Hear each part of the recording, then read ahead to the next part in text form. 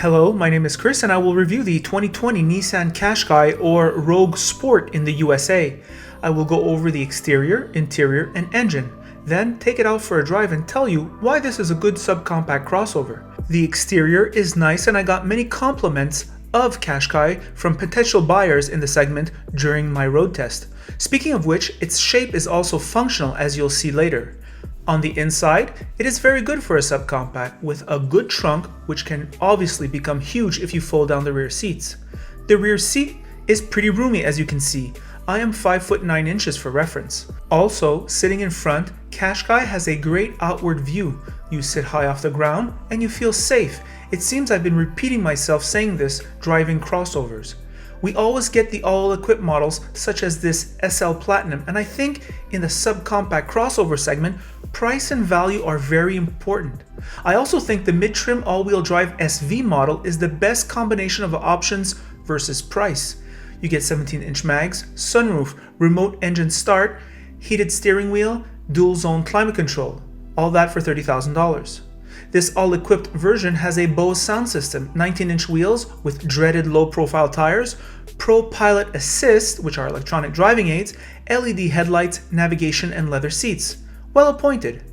In the front, the two-tone color is refreshing and the leather seats are extremely comfortable. I rode for over an hour a few times with no back or leg pain whatsoever. The climate control is easy enough to use, though this Qashqai took a little bit of time to heat up in extreme cold. However, the heated seats did a great job. The infotainment is okay. The volume knobs are welcome but are difficult to grasp. The knobs lack depth. CarPlay and Auto are included. The Bose sound system rewards with clear sound and decent enough wattage for this price. Qashqai has the desired core qualities of this category. It sits high. See it next to the Rogue. Great visibility, comfortable, roomy, affordable in mid-trim version, and easy to drive, though some of the controls are not optimally positioned and touch pressure of the electric windows, for example, are not so nice to use. Overall though, it is very good. I had the chance to try Nissan's Pro Pilot.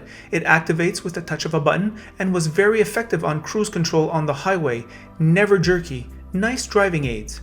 Qashqai has average road noise on the highway, which is class appropriate.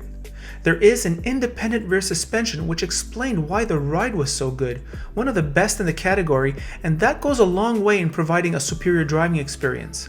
Its inherent qualities, great seats, suspension, above average looking design inside and out make Qashqai a logical choice. The engine and transmission are class appropriate, nothing remarkable.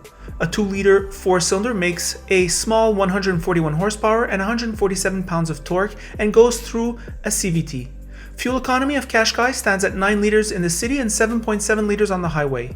EPA gives Rogue Sport 2430 mpg. Here are my thoughts on the road. Hello car lovers, driving the 2020 Nissan Qashqai.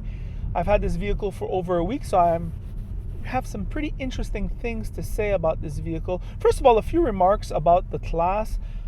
We often think about the subcompact SUV or crossover for the young families, but 15% of my viewers are boomers. And I spoke to a boomer. She's a sharp cookie there. She's someone who's changed her ways as time went on, and she's top shape, and she was telling me about, Christopher, as you get older, even if you're careful with what you eat, even if you exercise, even if you do all these things, you're kind of like always drifting towards comfort. And it's these little comforts that these vehicles offer versus its sedan rivals. So she gives to me example, getting in and out of this vehicle, you don't have to bend over. You have a good visibility. You sit up straight, you sit up high. When you're going for things in the trunk, you don't have to bend over. It's not too big. You go in the rear seat, you put something there, you go and get it. Once again, you don't have to bend your head, get things.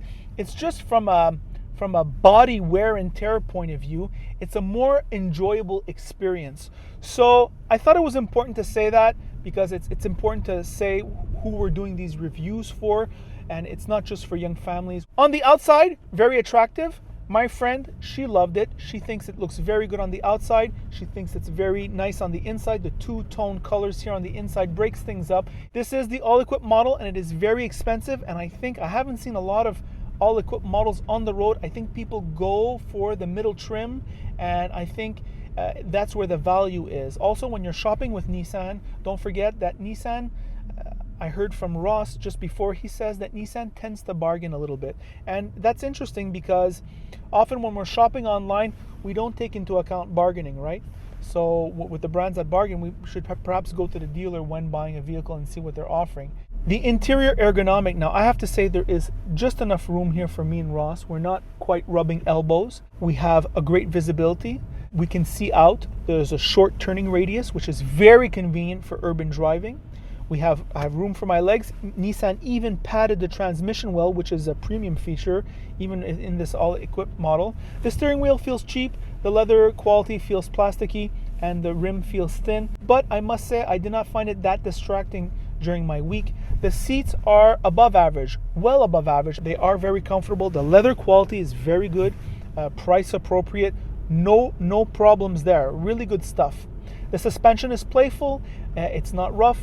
It's really easy. In fact, this whole car is easy to drive. The steering feel is easy, yet kind of direct. The same thing with the brakes. The accelerator accelerates smoothly. Some might say it lacks power. I didn't feel that during my week, but I'm not a stickler for power. The fuel economy is well within the class, I think, and the drivability is, I think, above average. It is reasonably quiet. It's in the average on the highway in terms of highway noise. It certainly wasn't distracting to me. I drove on the highway for an hour and a half. My back felt great. I was listening to the radio. I didn't have to put it too loud to listen to it. I was conversing with the person I was with, no problem. So, a very good performance on that level. And I think it is highly recommendable on the lease, based on that alone. On the purchase, short to medium term, okay, I guess. Nissan, of course, does not have that rock-solid reliability that Toyota has, as Ross is fond of reminding me.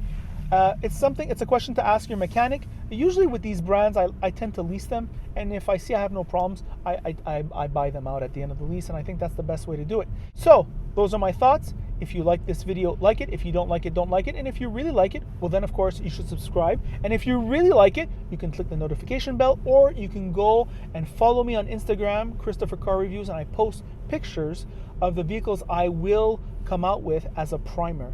And that is the review.